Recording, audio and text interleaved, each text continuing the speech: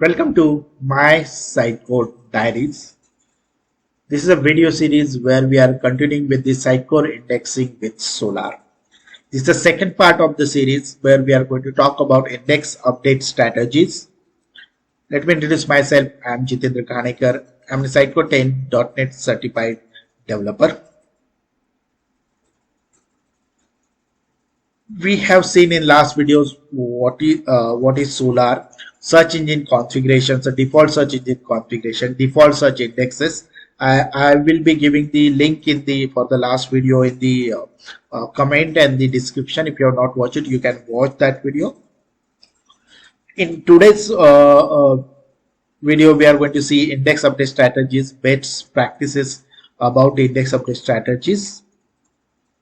Then in future videos, we are going to see the indexing tools, Sitecore, how does the Solr field get mapped to the Sitecore fields, computed fields, index optimization technique, and Solr queries.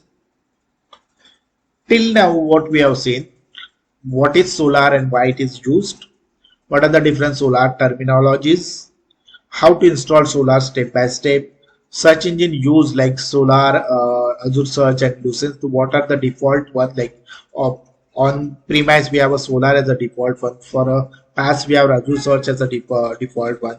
Lucene can be used in the development, but not on the production. These are the things which we have seen in last video. We have seen Azure Search limitations. So there are some limitations we were using the Azure Search on PaaS. So there can be a replace. You can replace that Azure Search with a Solr if you require. Then we have seen what are the default indexes, and then we are seeing the how can you configure the Sitecore to work with a Solr. So all these are covered in the last videos.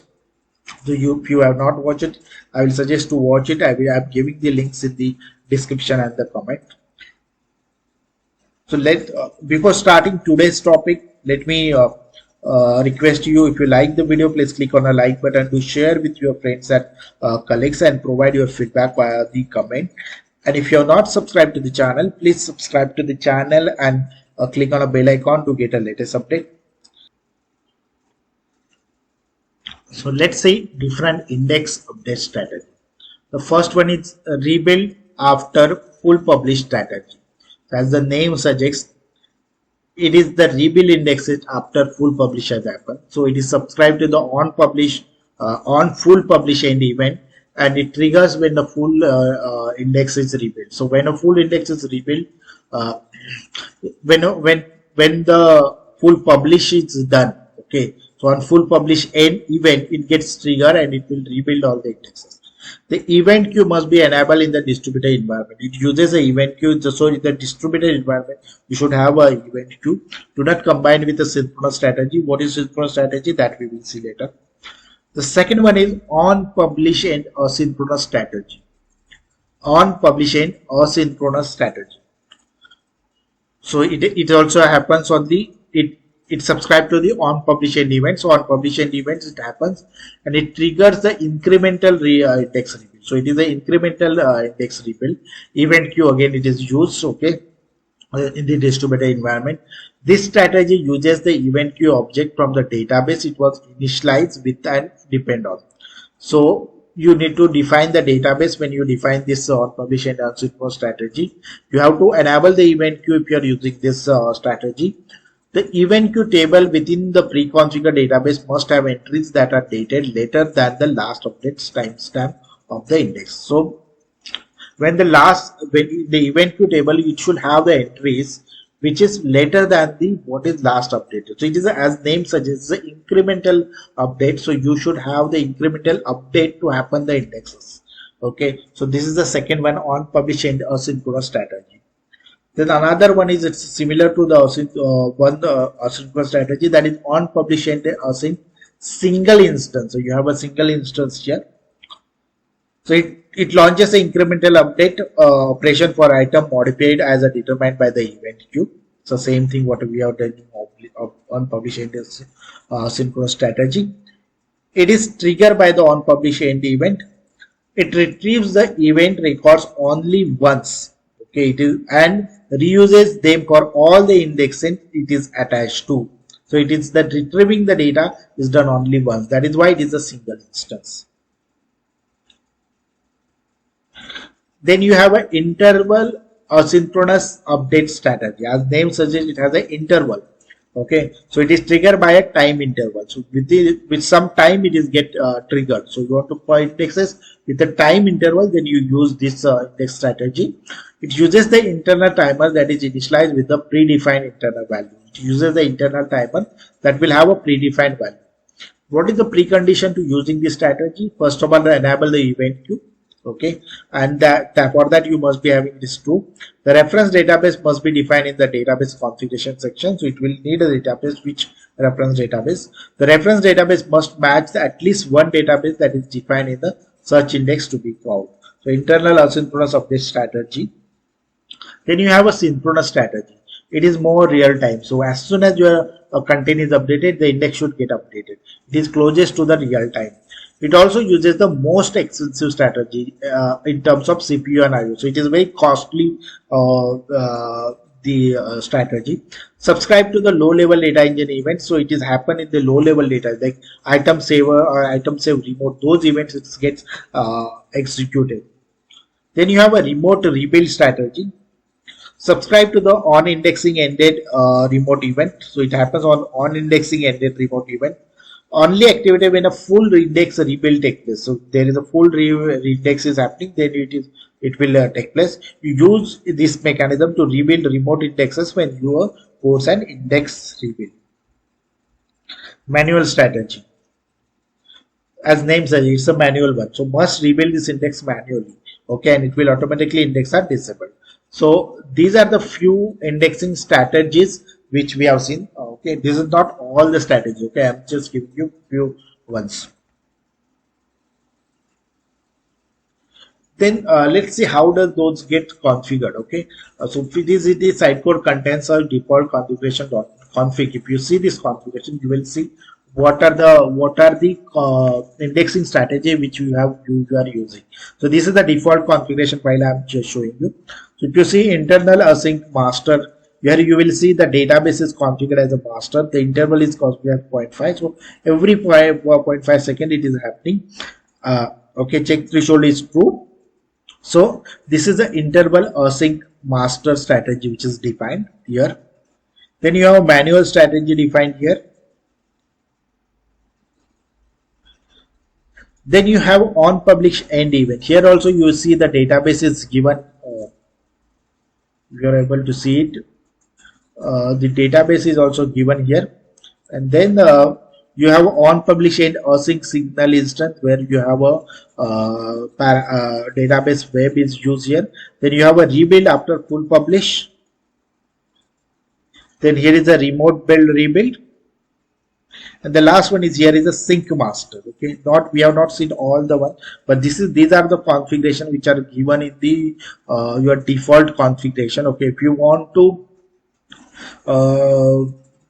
add your custom one, that also we can be done. As you know, Sitecore is always flexible one where you can define your own strategy also, okay, for which we have to customize it, and you need to add it into the index of the strategies. Okay, we are not going in detail how we do customize it, but it can be done. Then how does those are configured, which database is which index is configured, what strategy, that we will see. Again, this is a default configuration I'm showing you. If you see the Sitecore contains .solr.index.master.config. Okay, here we are talking about the master index. Okay, so for this master index, if you see the default strategy which is added by Sitecore is there are two strategies which is added. So there are two ways you can index the master here. The first is a manual one. Obviously you can go manually and index it.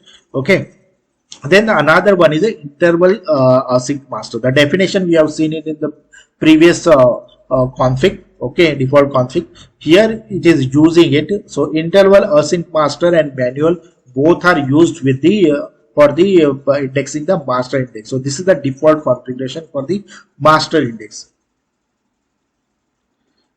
If we talk about the web index, again this is a separate configuration which you can see in the Solr, that is solr.index.web.config.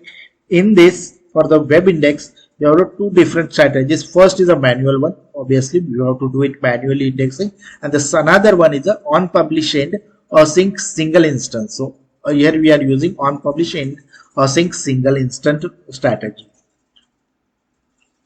Then we have a core index where we are having manual one and also internal async core. Okay, so these are the this is how the strategies which are by default added. Okay, you can customize this again. Okay, these configurations can get customized, so you can have a customized you can customize your strategy, and you can write the patch file to override these strategies. Okay, if you want a different strategy, then you can override this strategy, or if you want to add it, you can add it in the third one also. So that can be done. So depending on how your site is performing, what are the what you say, how you want to update the index, depending on that you can manipulate this. Okay, but by default these are the strategies which are having in the configuration, Sitecore default configuration. Now let's see best practices while applying the indexing strategies.